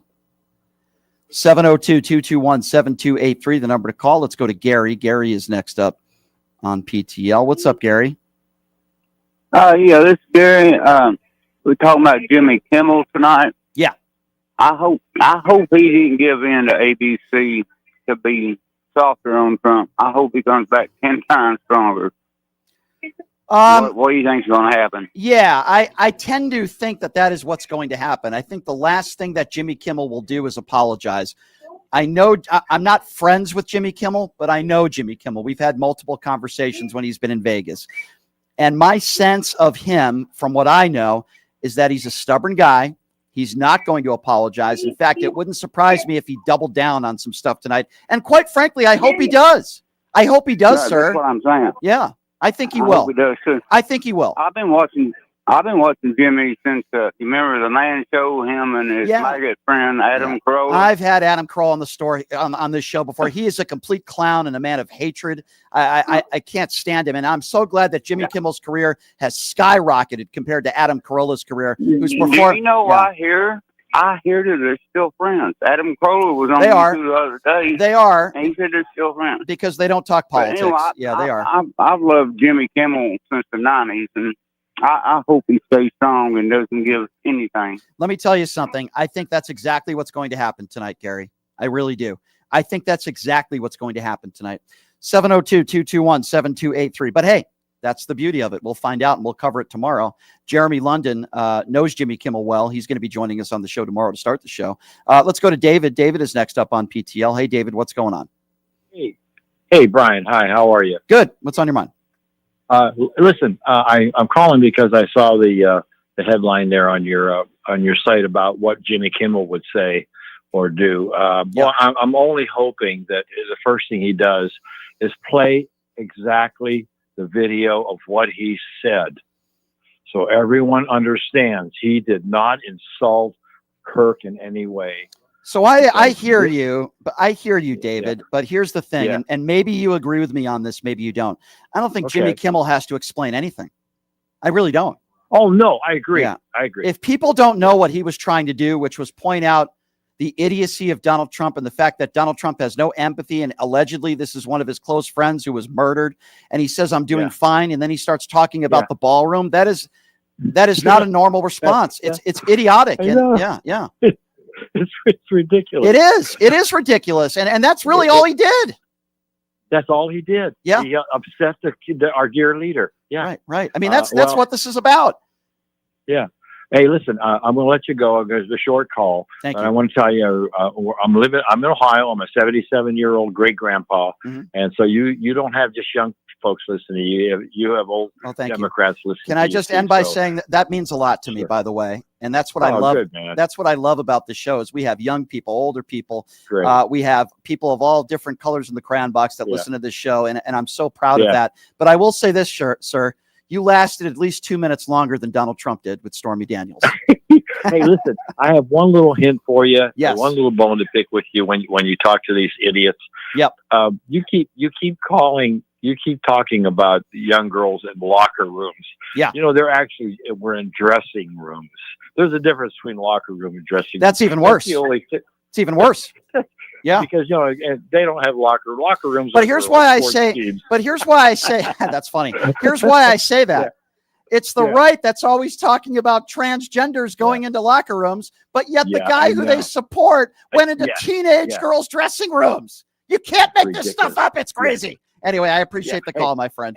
Listen, one last thing, please. Let me tell you something. Yeah. One last thing. I'm reading Alan Lichtman's book, Conservative at the Core.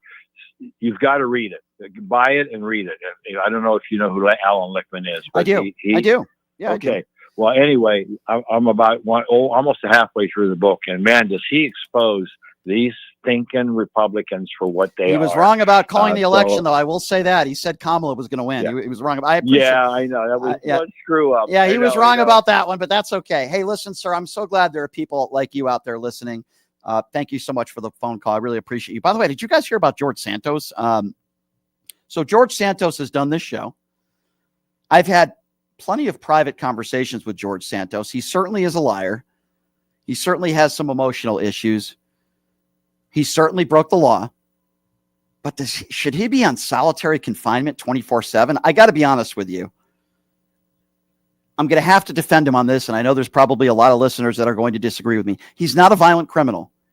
He was found guilty. He stole some money from some of his, donors. It's totally wrong. He should be in jail. And I've told him that. But they're saying it's for his safety. George Santos is in solitary confinement now, and he's being treated like a murderer. I have to say, I don't necessarily agree with that.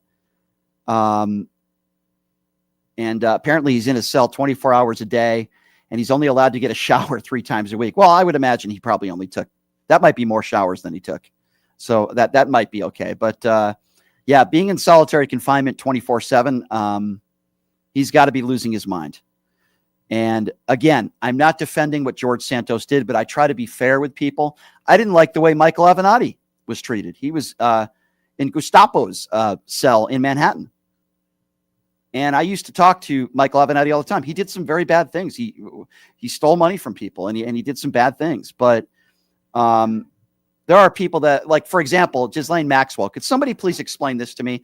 Let's hope we all could agree on this.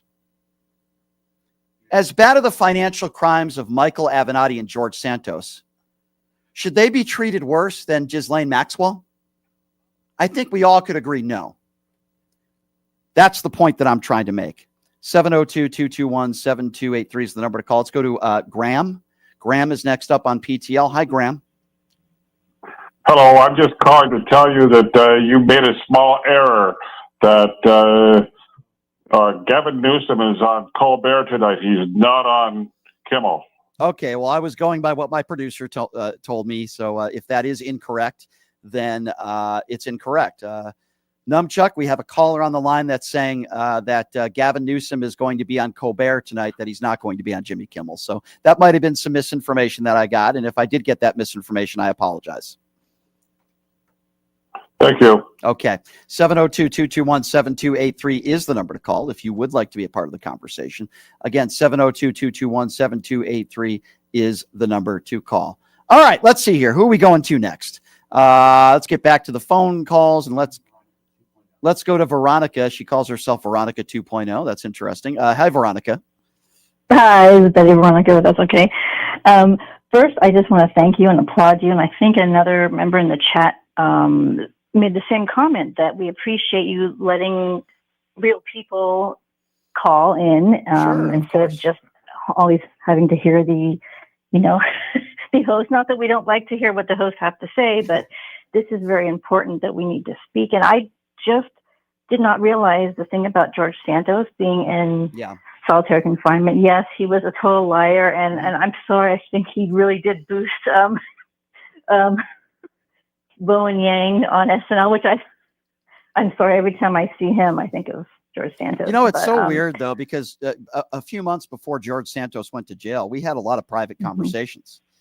And I can tell you this, he does lie, he does boast, and he lied to me on the phone in private conversations. But I don't believe George Santos is a monster. Okay. He made he did some horrible things. He stole money from people. He made some horrible mistakes. But deep down inside, I don't think George Santos is like Donald Trump. I don't think George Santos willingly wants to hurt people. I think he did some horrible things and he made some horrible financial mistakes and he tried to make up for that by breaking the law. I don't defend that. But I don't believe George Santos should be in solitary confinement. I'm sorry. I don't think Michael Avenatti should have been treated the way he was treated also. Should they spend some jail time? Yeah, I'm not saying no. All I'm saying is when you have Ghislaine Maxwell, who's one of the biggest sex traffickers in the world, who's at a Club Med right now, but yet George Santos is in solitary confinement, you cannot tell me that has something to do with the fact that George Santos is not a white man and he's gay. You can't tell me that. You can't tell me that that has nothing to do with this, because I believe it does. I believe if George Santos did the same thing and he was a white straight man who supported Donald Trump, Donald Trump would have pardoned him. That's what I think. Oh, I agree. I agree 100% with you. And one of my kind of theories was that, I don't know if you saw there was some video clip, I don't know, last year or so when George Santos was saying, come on, guys, basically outing the GOP, because we all know that Grindr, their website goes up. It even went up during the Charlie Kirk thing. And we know we kind of know. It's like an untold secret that the GOP, they're very hypocritical. I don't care if they're gay, that's fine, but they're like self-hating. There was iHip News, those ladies were talking about that. Like, they're very self-hating and they're making it worse for anybody that's in the LGBTQ community, because they're not coming out. And George Santos was basically saying, come on, guys. Like, he was basically, so I feel like that's part of why they're doing that to him. Sure. Shut him up. I completely agree with you. If you're a MAGA supporter and you're a straight white male, you're going to get pardoned by Donald Trump. If you tell me this. I'm not defending George Santos for what he did, but what do you think is more serious, what George Santos did or beating police officers on January 6th, trying to overturn a free and fair election? Again, I'm not saying George Santos doesn't deserve jail time. I literally told him he does, but I would never say he deserves solitary confinement. And keep in mind, Donald Trump called those people who beat cops on January 6th hostages and patriots. Thank you for the call, my dear. 702-221-7283 is the number to call. Did we get confirmation? Okay, we're still working on that, whether Gavin Newsom is going to be on the Jimmy Kimmel show. Let's go to Debbie. Debbie is next up on PTL. What's up, Debbie? Hi, Brian. I'm calling from Seattle, and I've been reading online that Como Station up here will be preempting Jimmy Kimmel's show. Yep. So we won't be able to see it, and they're letting us know that we have to stream it. And so I just wanted to let people know that in their area, if they're not going to be able to see Jimmy Kimmel, they're going to have to stream it. Let's be clear. Let's talk about this. Stay on the line with me, and let's be very clear here. Okay. Anybody out there running any company that is refusing to air the Jimmy Kimmel show tonight, you are a right-wing MAGA coward is what you are. Correct. And you are despicable. And you complain about cancel culture, and you're doing it yourself because you want to make good with Donald Trump. You are despicable. Now, I spent a little bit of time in Seattle. I lived in Northgate. I worked with a show back in the day called The Ron and Don Show. I had to deal with a lot of conservatives at the radio station that I worked at. I didn't like it. It was one of the worst jobs I've ever had. But I will say this, that there are a lot of good people in Seattle. I don't like the weather, but there are a lot of good, fine, hardworking people in Seattle. It is, for the most part, a very liberal city. But for anybody out there that is condoning the fact that there are people in this country that are right-wing turds, as I call them, that are MAGA buffoons and cowards, that are not airing the Jimmy Kimmel show, you all can go F yourself. That's what I think. Correct. I agree. Yeah. I totally agree. Yeah. So we enjoy your show. Me and my husband, we're retired. We're in our 70s. Thank you. We watch you on your YouTube station every day. Thank you. So do you know a place? Thank you for your kind words. Do you know a place called the Rickshaw? It's a karaoke bar. No, I don't. I used to live in Northgate, and I used to hit up this place called the Rickshaw, which is like a karaoke bar. That was like my go-to place. Oh. And I will say this, Seattle is very beautiful, but I hate the weather. I hate the weather there. Oh, yeah. 10 months out of the year, it's cold and rainy. I came from California to Seattle. I married a Washingtonian. Oh, wow. That was the total. I lived in Seattle. I lived in Seattle, and I dated a girl that I still talk to her. She lives in Tacoma. So we live in SeaTac. Oh, By the airport. Right by the airport. So, I very yeah. well. Well, tell your husband I said hello, and I thank you both very much for being loyal listeners. And you have a great rest of your day, my dear. I appreciate you're out there listening. 702-221-7283. My producer has now confirmed he tonight. So that was fake news, as Donald Trump would say. 702-221-7283 is the number to call. Let's go to Albert. Albert is next up on PTL. Hello, Albert. Hey, Ben. How's it going? Wait, did you just call me Ben? Oh, I'm so sorry, Brian. I'm so sorry. I didn't mean to do that. Albert. Bad habits. I'm so sorry. I apologize. No. You don't have to apologize. It's okay. I will say this, though. There is nothing more offensive than someone comparing me to Ben Shapiro. And I know you weren't doing that on purpose. People say, No. Are you related? And my face turns red. I know you weren't doing that. I forgive you, Albert. That little weasel, Ben Shapiro, is the Antichrist. Okay? I just want to say really that. is. He's the Antichrist. You're Jesus and he's the Antichrist. I'm glad we agree on that. What's on your mind today, Albert? Oh, man, I can't believe that all this crap is happening. 15 days ago, it was approximately 15 days ago since I called into your show for the first time, and I was making fun of Charlie Kirk over the radio, and then 48 hours later, crap hit the fan, and yeah, that's what happened. And I just, oh my gosh, it just feels so bizarre just looking back and, making fun of him. And then 48 hours after that, I was just in complete shock as to what happened to him. Keep in mind, I never agree with Charlie Kirk on anything. And of course, you know me, I hate Joe Arpaio. I hate Donald Trump. I hate all these right-wing turds and jackasses. But because I'm from Phoenix, I just want to say this to the entire world and to all of Las Vegas and Clark County. From the bottom of my heart, I apologize for what happened on Sunday. That's not who we are. It felt like we were the epicenter for the biggest KKK rally. I'm sorry. It was just, oh my gosh. And all these people wanted to look for revenge. Some of us couldn't even, get out of our houses just because we were just afraid that something bad might happen. And it was just looking at the stadium and some people just leaving their trash there. It was just, oh my gosh. Well, because a lot of those people are trash. I'm sorry. I'm just going to call it for what it is. If you went there with your family and you paid respects to Charlie Kirk, that's fine. You have the right to do that. But these people decked out in their Trump paraphernalia, when Donald Trump is talking about hating half the country. And if anybody out there was applauding that, and I know a lot of the people were, they are trash. Okay. I've been to Trump rallies. I know what it looks like. 99% white people that have their Confederate flags and their bigotry and their hatred. That's why I called it a Klan rally back then. And that's why I call them Klan rallies now. It is despicable. And most of the people are cultists. I understand that there probably were some families and friends there who were very close to Charlie Kirk. There's nothing wrong with that. And my sympathies go out to them. I'm not saying every person that went to that thing was a bad person, but I'm saying a lot of the people are. They're bad people who want to blame Democrats. They want to blame the radical left. They hate everybody that has a disagreement with them, and they are trash. They left their trash there, and the trash also drove home. That's how I feel about these people. That's exactly what they, all the things that they left there in front of the stadium. And by the way, I live like about 13 minutes west of the stadium, which is bizarre. I just, oh my gosh. Not all of us Arizonans are like this, but keep in mind that Charlie Kirk, he was from Illinois, but he just happened to move to Scottsdale.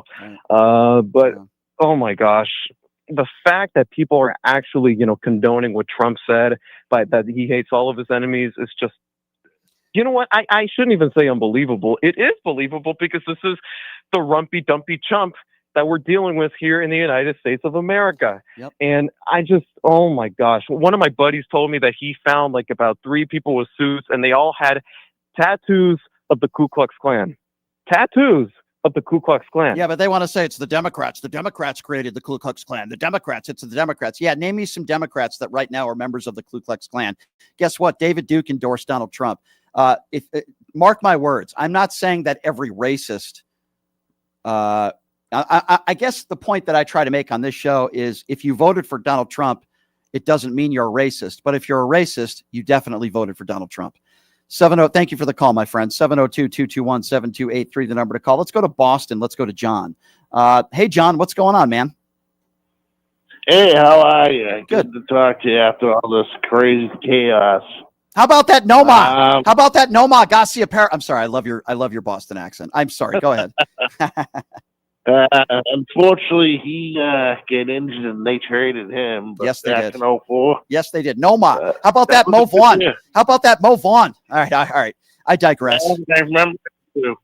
That was long before Trump was president. That is true. You know, quickly before we get to what you want to talk about, I went to the Democrat National Convention and I saw Barack Obama speak. I think it was 2000. Oh boy, it maybe 2023. No, 2003. I met Larry David. I met John Cusack. I met some great people. Who's the guy who used to do Meet the Press who passed away? Tim Russert. I met Tim Russert. I met Tim Russert. The late great Tim Russert. I was able to interview him. I went to the convention and I listened to Barack Obama speak, and I remember saying to myself, "This guy could be president one day." And that was very special. I'll remember that for the rest of my life. I was my first job in radio. I met Sean Hannity. He did not want to debate me on the air. Back even then in my early to mid 20s, I wanted to debate Sean Hannity. So I was on the right side of history back then too. Yeah, this is interesting. My input, I'm watching Newsom. Yeah. All of a sudden, he's figured out how to deal with Trump, and he's been a real eyesore for Trump. Would he have any chance in 2028 of being president? Yeah. I think. I wonder what the callers would say. Just their opinion. Yeah, I think in 2028, and this is my personal opinion, I think it's going to be JD Vance versus Gavin Newsom. That's what I think it's going to be. And I think JD can be beat. I think JD Vance is a very weak. I do. I think JD Vance is weak. Right. He's never been liked. They make sofa jokes about him before he was even VP. I mean, he's fake. Sits there with this stupid smirk on his face. Oh yeah, he does have that too. Yeah, no, you're right about that. He's a goof.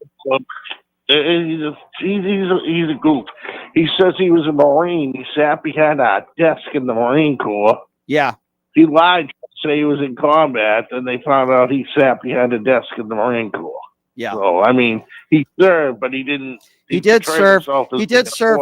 You're right, my friend. He did serve behind a desk. And I will also say that he also sports the guy he called possibly the next American Adolf Hitler, who dodged the military multiple times. I just received some information that I might be doing the Tim Pool show this week. Wow, that'll be interesting. I'll tell you what, I'll take off my hat if he takes off his. That's the deal I'm going to make with him. 702-221-7283, the number to call. Ralph is next. Hey, Ralph, what's going on, man? Thanks for calling in. What's on your mind today? Well, I was just wanting to say that I was really angry at the funeral they gave to Charlie Kirk. He received military honors that are usually reserved for those who are given the last, right, their last full measure. You're right. You know, I agree, and I talked about that on the show last week too. They put him in Air Force 2. You had service members that were carrying his casket. He was treated better. His body was treated better than those brave men and women, some of whom paid the ultimate price. And I think that's wrong. Yeah. Yeah. Yeah. And as a veteran, I'm a Vietnam veteran, a combat veteran, and it angered me to no end. I mean, you know, it was disgusting what happened to Charlie Kirk, but I think he got, I don't know. I don't say he deserved to be killed. No, he did not. But you know, the hate speech he put out there, I think kind of brought it on. Well, I certainly think it probably led to his demise, but I think you will also agree with me. That doesn't mean we can ever condone political violence. I'm not going to sit here. And again, I don't want to continue to talk about Charlie Kirk. I'm kind of Charlie Kirked out at this point, but this will be the last day, hopefully. But I will say this. He did say a lot of horrible things. He spread a lot of bigotry and hatred, but it's not against the law to do that. It's against the law to take somebody's life, and we have to remember that. But I am not going to sit here and say Charlie Kirk deserves a medal. I'm not going to sit here and say any nice things about him. My thoughts are with his family. He didn't deserve this, but I am not going to sit here and do what the right is doing and making him out to be sort of martyr and a hero. Heroes are the people that serve our country that lose their life. Heroes are the people our police officers and firefighters that going into burning buildings. Those are true heroes, not Charlie Kirk, who spread propaganda and hatred on the air every day. Let's go to Sylvia. Sylvia's next up on PTL. Hello, Sylvia. Hi, Brian. How are you? Good. I was just reading an article today where Trump has refused to meet with Democratic leaders to avoid a government shutdown. I think he wants to do that so if the government does shut down, that they will blame it on the Democrats. That's just my opinion. Well, I think they want to blame the Democrats for everything. Whenever that's true. A jobs report comes out that's unfavorable to the president, they are literally going to fire that person. Literally, when anything comes out that shows that Donald Trump did some wrongdoing, it could be him in the Epstein files, because we know that Kash Patel told Pam Bondi that Donald Trump was in the Epstein files. It could be that. It could be the economy. It could be an airplane crash. They'll blame it on DEI hires and Joe Biden and Pete Buttigieg. Literally anything and everything, including the war in Ukraine, which Donald Trump said he could end within 24 hours. And now it's been 7 or 8 months, and he blames Joe Biden. Anything and everything that happens negative in this country, many of which are because of Donald Trump's policies, he will blame Joe Biden and he will blame the radical left. It is the Donald Trump playbook. Yeah, he went and he basically forced this one guy to resign. Is that in person he appointed to investigate prosecutor Letitia? Yeah, Is correct. that her name? Yep. He forced him to resign, and now having somebody else investigate it, and they say there's nothing there. Yeah. He just wants to cause trouble. Well, I think hate to admit it. He does. He wants chaos. He's addicted. I believe Donald Trump is addicted to chaos. And I've always said that if you live a chaotic life and you live a dishonest life, chances are you're going to be a dishonest and a chaotic president. If you live a decent life, a good person, then you're probably going to be a pretty good president. That's the way I vote. That's the way I feel. Going to the YouTube super chat, if I may. Shelly says, I'll get you back. You figure it out. I don't really know what that means. Is that because I told you guys Alex Jones was coming on? I don't know. 702-221-7283 is the number to call. Fallen Empire. I believe we had Fallen Empire up there too that has a YouTube super chat who says, why are you platforming racist conspiracy pushing liar Alex Jones? Well, Fallen, because it was satire and it was comedy and it was a joke. That's why. Hopefully you understand that. I do the same thing with Donald Trump when he comes on the show. We have a little bit of fun. By the way, for the record, if the real Alex Jones wanted to do this show, I would have him on and I would go at it with him, but I would have him on. I'm not always going to have good people on this show. I'm going to have people on the show that I disagree with, and I'm going to have people on the show that I think are bad people to have political discourse and disagreement with. 702-221-7283 is the number to call.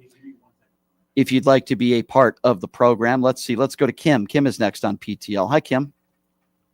Hey, Brian. Hey. All I wanted to say is that if you listen to Trump, and he did it in his first term too, and all this would have been happening if he'd just had time to do it in the 4 years he was in, but he didn't have time. He worked on it the whole time he was not president to get it in order, so when he got president again, it would go through. But if you listen to him, the way he talks about everybody, calls them names and all that stuff, that's exactly him. Yep. Well, he's a schoolyard bully. I mean, that's what he is. He's been that way his entire life. And unfortunately, he's a lot of yes men and yes women around him who don't tell him what to do. And when you have a lot of money, which his father gave to him, a $500 million company, and you're able to buy your way through any trouble that you get yourself into, you think you're above the law. And that's who Donald Trump is. He certainly never respected the rule of law. He doesn't respect women. He doesn't respect minorities. He doesn't even respect the people who voted for him. He only cares about himself and maybe some rich white people. That's it. You're exactly right. But I knew the first time he was president, like 3 months in, we were in trouble. I knew we were in trouble when Donald Trump said he didn't respect John McCain because he was captured. And since then, it has been an absolute nightmare. Thank you for the call, Kim. I appreciate you. Let's go to Steven. Steven is next up on PTL. Hello, Steven. Hello, Brian. How are you this afternoon? Good. What's on your mind today? First time I've called, so I just wanted to add my 2 cents. I personally, I love Mr. Kimmel. I think he's a wonderful host, and I've enjoyed watching him over the years. And I think it's wonderful that he's standing up to this tyrant wannabe. You know, he thinks he can just push around people and that. If I were Mr. Kimmel, though, I would tell ABC to stuff it. And I would go to YouTube, or I would go to the Midas Touch and work for them. And he has enough of a following. He can put ABC out of business with all of his following. Here's what I think is going to happen. I agree with you, but here's what I think is going to happen. He is going to continue to use this platform to continue doing what he's doing until they do fire him. And then when they fire him, I think he should go on another route. I agree with you. He will never be silenced. He will not be silenced. You can, as Jimmy Kimmel said it best, you can fire me, but you can't silence me. Yeah. Well, it's kind of similar to what happened with the Smothers Brothers when Richard Nixon was president. They did the same thing to him, and they paid a price for that. They did, because he was very popular. They were both very popular at the time. Right. And I think it's important. I just want to mention this to everybody, too. You know, Trump, it's like a domestic violence relationship here where we're the victims and he's the abuser. He can do anything he wants. I want to point out to people, though, too, look at how this man is not succeeding.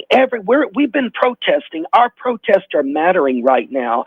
And I'm going to tell you, if he has it made, if he thinks he has everything in the bag, then why is it he is so afraid for the Epstein files to come out? He knows that if those come out, because he's in them.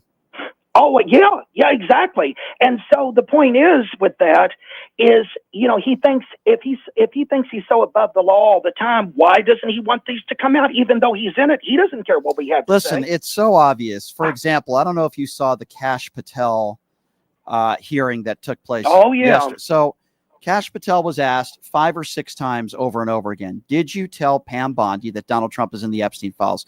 Kash Patel wouldn't answer the question because the answer is yes. So what happened was Kash Patel and Dan Bongino find out that Donald Trump is all over the Epstein files. Elon Musk was telling the truth. What do? They panic. They don't know what to do. They panic. They tell Pam Bondi. They put a halt to releasing the Epstein files. They go to Donald Trump. Donald Trump tells them, let's stop talking about it. Stop talking about the Epstein files. And yet MAGA Republicans still, support this guy when all they want to talk about, and by the way, I'm on their side on this one. All they want to talk about is sex trafficking, which, by the way, I'm on their side. Sex trafficking is horrible. And by the way, for the record, I believe sex trafficking was going on at Mar-a-Lago. AMX79 on the YouTube Super Chat says, he just put the cause of autism squarely on women, and most people didn't even realize it. Yeah, that whole Tylenol talk, by the way, with no evidence to back it up, is crazy. But then again, when you have a guy like Robert F. Kennedy Jr., who's a tinfoil hat moron, this is what you get. This is what you get. So insane. 702-221-7283 is the number to call. Let's go to Pat. Pat is next on PTL. Hello, Pat. Hey, Brian, how are you? This is Pat over here in Maryland. What's up, Pat? It's all good. It's all good. I am mad because I heard that I'm right outside of D.C. and they're not going to have Jimmy Kimmel on tonight, and I watch him every night. Yep. I wanted to see him with tacos and Tylenol tonight. Well, let's be very clear. I wanted him to come out with tacos and Tylenol. Yeah, well, let's be very clear, Pat. Pat, let's be very clear. Yeah. The people, the person or persons that made the decision to not air the Jimmy Kimmel show where you're at in Maryland are MAGA right-wing cowards. Exactly. Who only care about money, and they only care about making nice with Donald Trump. They don't care about freedom of speech. They don't care about our Constitution. They are all right-wing cowards. And I would love to get one of these. I would love to get one of these executives on. Yeah, we're going to have to hit them in the pocket also. No question. No A question. lot of people say they're not going to be watching ABC anymore. Yeah, no question. I agree with you. I agree with you 150% on that one. Watch them on YouTube. You'll be able to watch them on the internet. That would be my best suggestion for you, my dear. It wouldn't be a show without the MAGA destroyer. Let's go straight to Darlene. Darlene, what's going on? Brian, I'm sure you already heard this, but I want everybody to hear this. Y'all know the superintendent of Oklahoma schools, Ryan Walters. Well, first of all, he got out watching the nude photos, that he got caught. I knew they were going to get him out of that. But now listen to this, guys. Ryan Walter says every Oklahoma high school will have a Turning Point USA Club America chapter in them. There you go, Brian. What do you got to say about that? Well, I'll start out by saying this. I'm going on tour with the Un-F America tour, where the Turning Point people will be there as well. I will say that the Turning Point people at the Colorado State campus were very kind, and they welcomed us there. I'm hoping that they will continue that attitude for political discourse, because that is the one thing that me and Charlie Kirk had in common. We want political discourse. I'll put you at the front of the line if you disagree with me. So I'm hoping that I want you to come to Oklahoma. Well, if Turning Point's there, then the Un-F America tour will They be are there too. next month in October. Then there's Please come to Oklahoma, and we will take care of you. I promise. I'm going to talk to the Un-F America tour people. I know they're coming to Vegas first, and there's a possibility that I might be, wherever they travel, I will go. So if they're going to Oklahoma, there's a good chance I will be there with Robbie Rhodes. They are. They're going to OU College. Okay, well, in Norman. I will keep you updated on that, Darlene. And obviously, Please do. Anywhere around the country where I will be telling everybody on this show. I will also be doing my show remotely from any of those places. So I will certainly let you know if I'm out there. Okay, Darlene? Thank you. Thank you so much, Bye-bye, Darlene. guys. It's always good to hear from you. So we've been looking up some of the cities that are not airing Jimmy Kimmel. And yes, there are plenty of cities that are not airing Jimmy Kimmel. We'll certainly cover that a little bit more tomorrow. But there are plenty of cities as we look them up right now. And I want to be very clear. For all of these affiliates, for any of the people out there, there's a lot of people that work at these stations that have nothing to do with this decision. But for anybody that has made the decision to not air Jimmy Kimmel tonight, you are a MAGA right-wing embarrassment, and you guys are cowards. That's what you are. You are a bunch of cowards. 702-221-7283. Let's go to Mary. Mary's next on PTL. What's up, Mary? Hi, Brian. I love Darlene. I'm calling from California, but I just want to know how many people are as sick as I am and nauseated after watching Trump hug Kurt's wife at the funeral. It looks like he was having an orgasm, or trying to anyway. Yeah. Did you see that? I did see that. That was disgusting. It is. What a disgusting pig. Yeah. And she should sue him. She should sue him. Well, she won't. She won't. Listen. I know she won't. I wanna be very careful with my words, because I do feel for her and her kids, and they didn't deserve this. He didn't deserve this, and they didn't deserve this. No, not at all. However, Not I am very disappointed at her asking people for money and trying to capitalize off of her husband's murder. That is inappropriate. As am I. It's one thing Definitely. if your spouse dies or a family member dies and you open up a GoFundMe page because you can't afford to bury a member of your family. Right. I totally get that, and I endorse that. You should ask for help. But Charlie Kirk was worth up over $12 million. For her to ask donations Crazy. and put out a video of her showing his dead body in a casket, I find it so despicable and disgusting and grifting, in other words. I know she's grieving. I feel sorry for her. She's not going to have a husband. Her kids are growing up without a father. But I just feel like her grifting at this moment is beyond bizarre, and it's very distasteful. Very much so. Very much so. But anyway, that picture that they posted with him hugging her was very disgusting. I'm still sick. Every time I think about it. I think most women who think about Donald Trump are very sick as well. So men and women. So you wouldn't be the only one, that's for sure. Tomorrow on the program, actor Jeremy London is going to be joining us. You know him from Mallrats. You know him from Party of Five. He's been in the game a long time, and he knows Jimmy Kimmel. He's done Jimmy Kimmel. He's going to be joining us on the show tomorrow to kind of get reaction to Jimmy Kimmel's monologue. And obviously we're going to cover that tomorrow ad nauseum. Leonard Cardinale is going to be joining us in studio as well. And we have a big show announcement to make, and I'll give you a hint. It has something to do with Leonard. So we'll be making that announcement tomorrow on the program as well. My thanks to Ron Filipowski, who joins us. Ron's great. We always love having him on. And my friend Joseph, who does a spot-on Alex Jones impersonation. He's very funny, and he'll be joining us. Alex Jones will be joining us on. So listen, this is an independently owned radio show. What does that mean? It means I don't have a boss. I'm independent media. Nobody tells me what to do or say. So what can you do to support what we do and support independent media and help us keep the lights on? As you see on the bottom of the screen, pushingthelimits.live. If you go to that website, you can buy merchandise or you can make a donation. I don't care what it is, $5, $10, $20 a month. If you enjoy this show and you enjoy what I do, then we ask for your support, whatever you can afford. Again, go to that website, which is pushingthelimits.live, and we also sell merchandise on the website as well. That's pushingthelimits.live. I love all you guys, and I love this show and how fast it's grown in such a short period of time. I'm very proud of that, and I love my listeners, very informed and educated. I think we have some of the smartest listeners on the planet, and I'm very grateful for that. A few ignorant ones, MAGA callers that call in, but that's okay. I wouldn't have it any other way. Love you all very much. Thank you, guys. We'll see you tomorrow, same time, same place, and I can't wait to watch Jimmy Kimmel tonight. We'll be covering it all tomorrow. Have a good day, everybody. Hey, everybody. Are you struggling to find a pizza place that reminds you of Brooklyn? That true blue